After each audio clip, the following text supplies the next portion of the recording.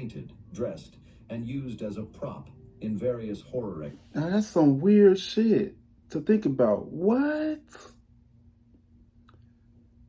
Wow.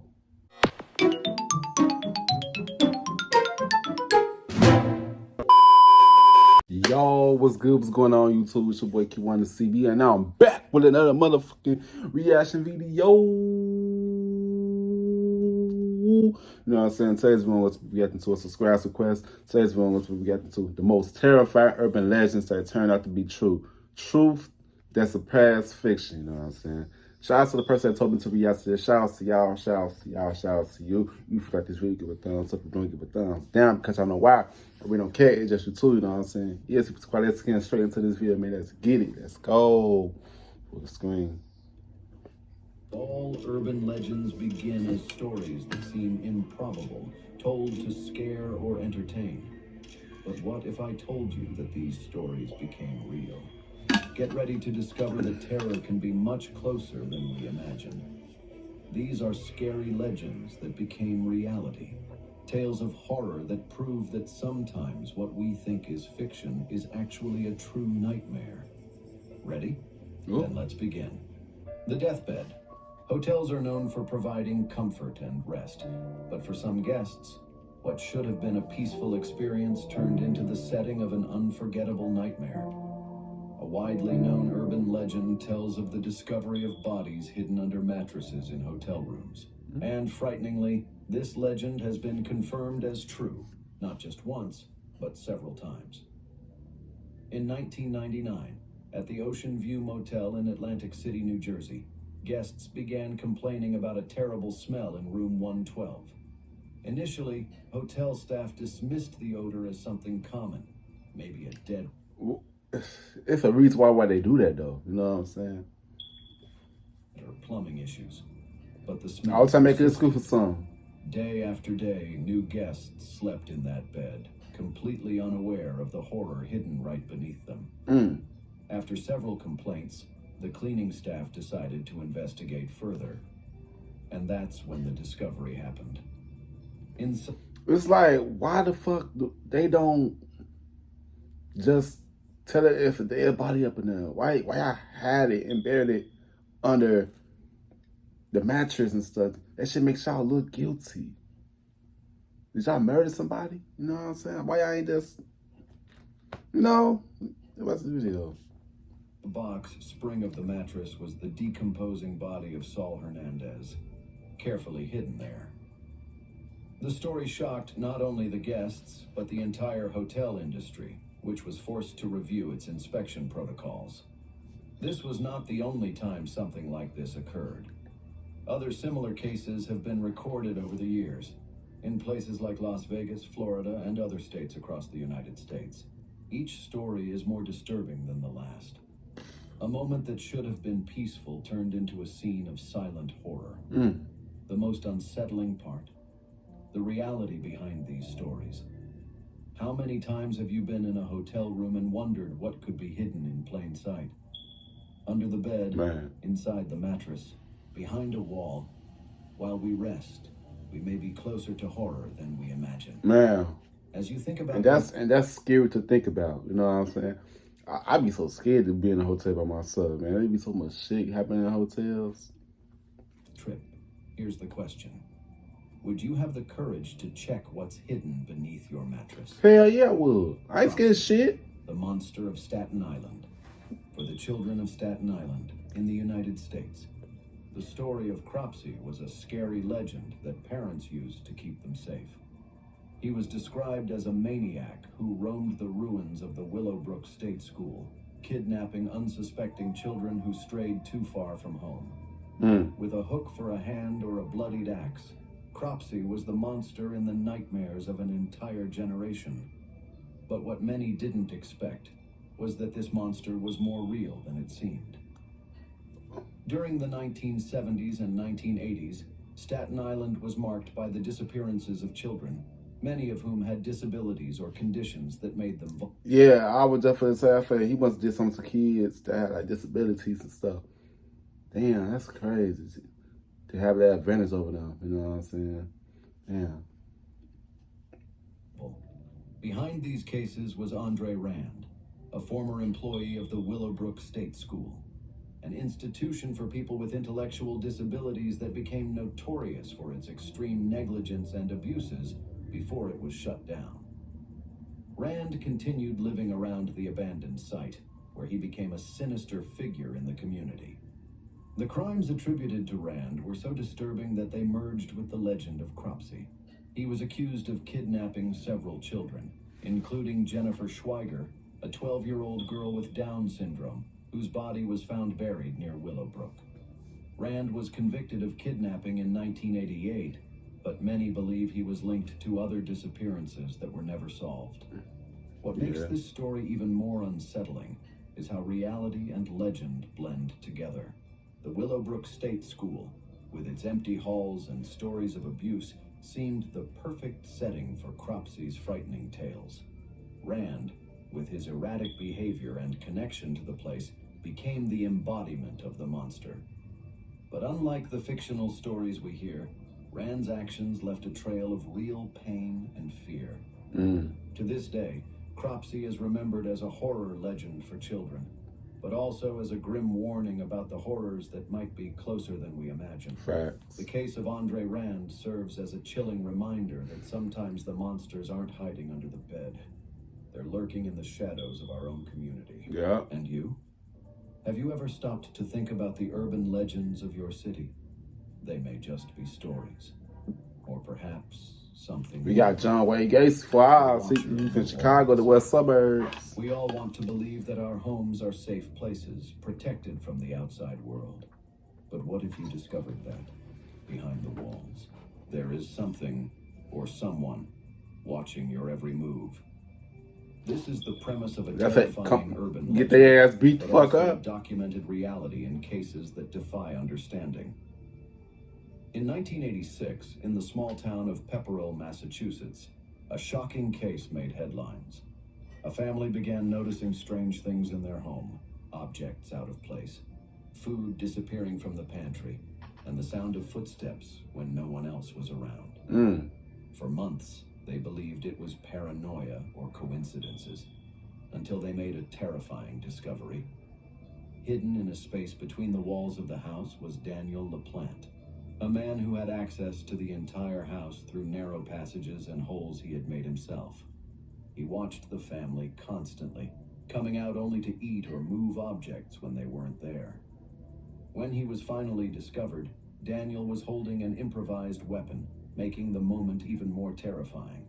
The case shocked the community and reinforced the primal fear that our privacy can be invaded in unimaginable ways. Man, for real. But Pepperell was not the only place where something like this happened.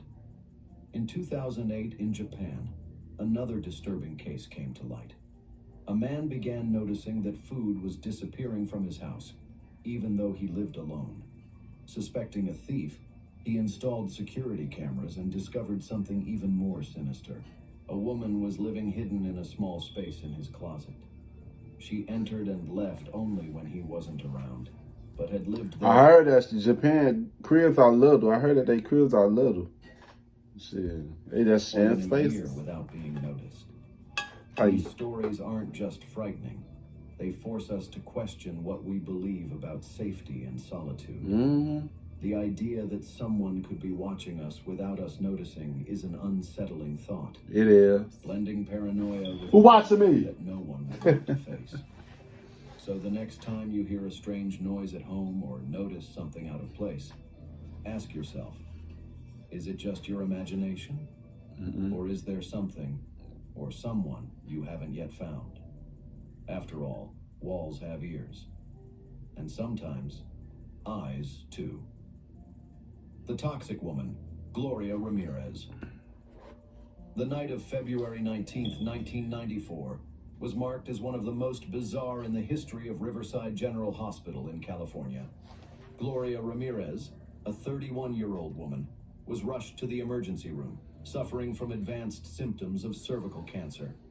She was quickly dubbed the Toxic Woman, but not because of her health condition. It was what happened inside that emergency room that turned her story into a chilling urban legend. The doctors and nurses present noticed something strange as soon as they began treating her. There was an oily sheen on her skin, and an unusual ammonia-like smell emanated from her body. When a nurse collected blood samples, she noticed something even more disturbing. Whitish crystals floating in Gloria's blood. Oh, she got poison? A strong chemical odor spread throughout the room, and within minutes, the healthcare workers began fainting, one after another. The scene that followed seemed straight out of a horror movie. One nurse suffered spasms and lost consciousness. Another was forced to leave due to intense nausea, and a doctor had to be admitted to the ICU. In total, 23 people were affected, 5 of whom required hospitalization. Damn. Gloria Ramirez, however, did not survive. She died due to kidney failure, but the mystery surrounding her condition was just beginning. Right. Gloria Ramirez's case quickly caught the media's attention and became one of the most enigmatic stories in modern medicine. Many theories were proposed to explain what happened. Right, I really want to know what happened to her. Like, what did she come in contact with? You know what I'm saying? Like, I would have had questions. At emergency room. Some suggested that she had used a homemade substance called DMSO, dimethyl sulfoxide, as an alternative treatment for pain, which could have reacted bizarrely when exposed to hospital oxygen and the use of defibrillators, forming an extremely toxic compound called DMSO4. Other more sinister theories suggested that the hospital was involved in something even darker, a cover-up of a failed chemical experiment, or even the presence of an unknown substance that mysteriously contaminated Gloria. Oh, damn. What really happened to Gloria Ramirez that night has never been fully explained. The official investigations did not reach a definitive conclusion, and the rumors only grew. Gloria became the toxic woman, a symbol of an event as inexplicable She was pretty as it was terrifying. To this day, her story remains shrouded in mystery, and many of those who were present still have nightmares about what they experienced. And you? Have you ever stopped to think about how something seemingly normal can turn into such a bizarre and inexplicable tragedy? In the end, Gloria's story reminds us that reality can be even scarier than any fiction we can imagine. I swear. After all, how many secrets does the human body still hold, waiting for a sinister night to reveal itself? O Loyang. The forests of the canton of Fribourg in Switzerland have always been a haven of tranquility for the locals. But starting in 2003, this idyllic setting was invaded by a mysterious and unsettling presence. Reports began to circulate about like some Jeep's Creepers type stuff, dressed in heavy military gear and a gas mask that completely hid his face. He became known as O Loyang. For over a decade, he was regularly sighted. The descriptions were always consistent. A tall, silent figure that seemed to appear everywhere among the trees. He never approached people or made any threatening gestures, but his presence was disturbing. Many said they felt a strange pressure in the air when they saw him, as if they were being watched by something that didn't belong in that place. Residents of the region began avoiding certain parts of the forest. The fear of encountering O Loyang turned popular trails into places to be avoided. Some said he was a survivalist. Others believed he was a disturbed man seeking isolation. But no one knew for sure who he was or what he wanted. I mean, you know what's so crazy though, man? If your presence like that, if your presence alone feel a lot of people, and while you ain't was saying nothing, you strong. His figure became a living legend, a mystery that evoked both fear and curiosity. Then, in 2013, something unexpected happened. The characteristic clothing of O Loyang was found neatly folded in a clearing, accompanied by a handwritten note. Although authorities never revealed the exact content of the message, speculation was that he had decided to disappear due to the growing attention he was receiving. The discovery shocked the local community. Who was he? Why did he choose to live that way? And most unsettling, where did he go? Peaceful. Theories abounded. Was he just a misunderstood recluse? A That's what it's fugitive saying, using like. the forest as a hideout? Or perhaps something more sinister? Despite his absence, the mystery of O Loyon remains alive, fueled by the memories of those who crossed his path. As we walk along seemingly peaceful trails, are we truly alone? Or, hidden in the shadows, is something or someone still silently watching us? Could be. Corpse in the House of Horrors.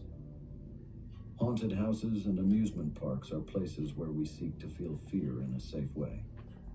Fictional maniacs, fake skeletons, and scary sound effects create an atmosphere that makes us laugh and stare. Scared you, didn't I? Sometimes reality can surpass fiction in unimaginable ways.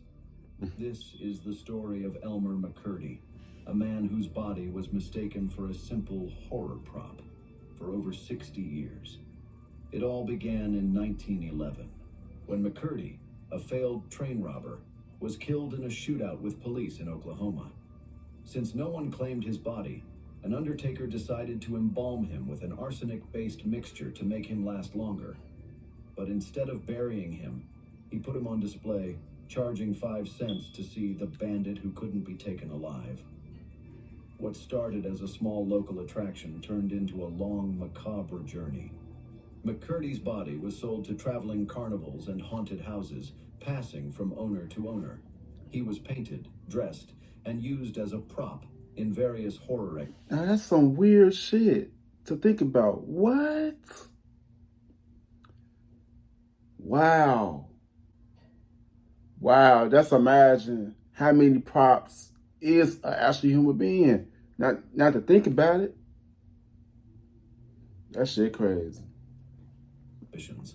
Until over time, no one remembered it was a real human body. Wow. Decades later, in 1976, McCurdy was hanging as a mannequin in a haunted house at the New Pike Amusement Park in Long Beach, California. During the filming of an episode of the series The $6 Million Man, a worker accidentally broke the mannequin's arm. To their horror, human bones were revealed inside. Investigations confirmed McCurdy's identity and his long, strange journey as a traveling attraction. Wow. Finally, after 65 years of being treated like an object, his body was laid to rest with dignity in 1977 at Summit View Cemetery in Oklahoma. This story raises a chilling question. How often do we trust the illusion of horror without realizing we're interacting with something real? That's what I just said. That's why I just asked that. I just asked that question. Like, for real though, that's a serious question. What's the deal? How many dark stories might be hidden in plain sight, Right, disguised as mere entertainment? And the next time you visit a haunted house, it might be wise to take a second look at that hanging mannequin. After all, it may have more stories to tell than you think. I'm sure I'm gonna be looking next year. The roads of Beaver County, Pennsylvania, are quiet and peaceful at night. But for some locals, these roads hold memories of disturbing encounters with a mysterious figure who, for decades, walked along the deserted streets, becoming a living legend. This is the story of Raymond Robinson, also known as the Green Man. It all began in 1919 when Raymond was just 8 years old. A child's curiosity led him to try to reach a bird's nest at the top of a bridge. What he didn't know was that there was an electric line there carrying 22,000 volts. When Raymond touched the wire, a burst of electricity struck him. Miraculously, he survived, but suffered severe burns that left him completely disfigured. He lost his eyes, nose, and one of his arms, making his appearance difficult to bear. Because of his appearance, Raymond lived in isolation during the day, avoiding contact with others. But at night, he ventured along the dark roads, silently walking the rural streets. Damn, man, you know what's so crazy though? He probably been one of the most coolest persons ever, bro. But his face and stuff is so terrifying, man. People scared of him. Damn, man. Damn. Luckily that he survived that shit. His figure, seen in the headlights of cars, seemed to glow with a greenish tint due to the scars on his face. This strange glow earned him the nickname the Green Man, and soon the legend began to take shape. The reports were always the same: a disfigured man wandering the road, never approaching anyone. To many, he was a frightening figure, something that fed nightmares. But for those who dared to stop and speak with him, they found something quite different. Raymond was kind, Right. and simply longed for some human interaction. Right, man. Many young people from the area made trips to the road just to see him, bringing cigarettes and beer as an offering of friendship. That's what I'm saying, though, man. I just said that, bro. It's like, he probably one of the most coolest persons, bro, but he does look crazy, man. But it wasn't his fault, though. He would accept, thank them, and talk, always with a smile that, even without common facial features, showed his gratitude. Raymond continued his nocturnal walks for decades until his death in 1985. His story is a testament to human resilience. Someone who, even in the face of tragedy, found a way to live and interact with the world, even if in a limited way. But to many, he will always be remembered as the Green Man, a mythical, almost supernatural figure who wandered the night, evoking both fear and compassion. As we hear urban legends, we often forget that behind them may be real people. People like Raymond Robinson, who faced the scorn and curiosity of others, but also found humanity in the darkness. And you? Would you have the courage to stop on the road at night to talk to the Green Man? Yeah. Or would you feel the fear that so many felt when they saw him? Sometimes, the monsters we imagine are just human beings seeking a place to exist. Facts. The Bunny Man. In Fairfax County, Virginia, there is a bridge that has become the center of one of the most well-known urban legends in the United States, the Bunny Man Bridge. Officially known as Colchester Overpass, this bridge is the setting for stories that mix terror, mystery, and a figure straight out of a nightmare, the Bunny Man. It all began in 1904 when a transport bus carrying patients from a psychiatric hospital overturned while crossing the area. All the patients were recaptured except for one. Shortly afterward, locals began finding dead rabbits hanging from trees around the bridge. Thus, the legend of the Bunny Man was born, a fugitive who supposedly hid in the forest, dressed in an improvised bunny costume, attacking anyone who came near. What? But it was in 1970 that the legend took a new form. Did they make a movie about this? 'Cause I kind of heard something about this before. Comment down below. What's the video? On October 19th, a U.S. Air Force Academy cadet, Bob Bennett, was parked near the bridge with his fiancée. The couple reported seeing a figure moving in the darkness. Suddenly, a man dressed in a bunny suit appeared, yelling at them to leave before throwing a hatchet at the car, shattering the passenger window.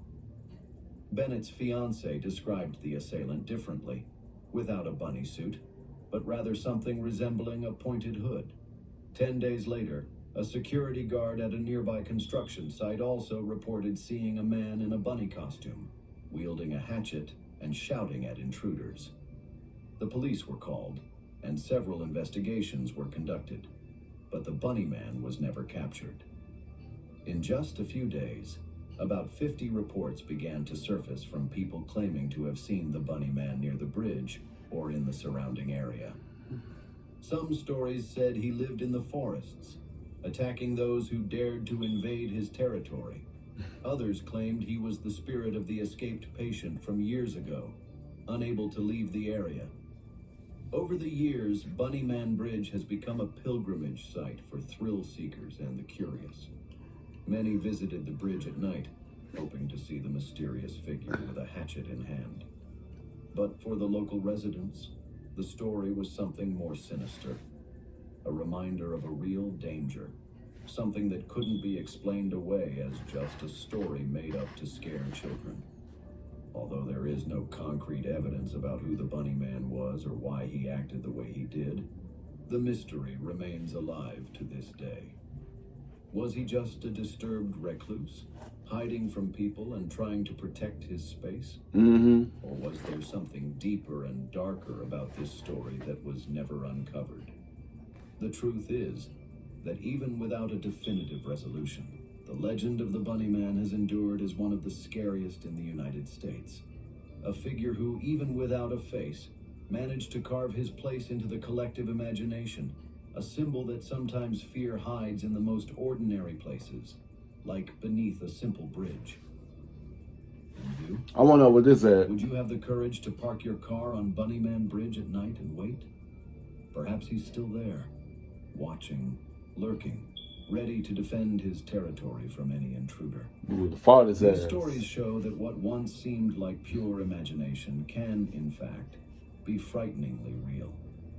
Urban legends are more than just tales. Facts. They are reflections of our deepest fears, sometimes based on real events. Facts. If But you they enjoyed just this squeak us video out. and want to hear more stories where the real and the inexplicable meet, don't forget to like, subscribe, and leave your comment. It was good, you know what I'm saying? But yeah, it's like I heard some of these fictions before, you know what I'm saying? Yeah, man. Make sure you guys like, comment, subscribe. Also, comment down below some videos. If you guys want me to react to the next, I got y'all. See you in the next video. Peace out. Rock you in your face, stab your brain with your nose.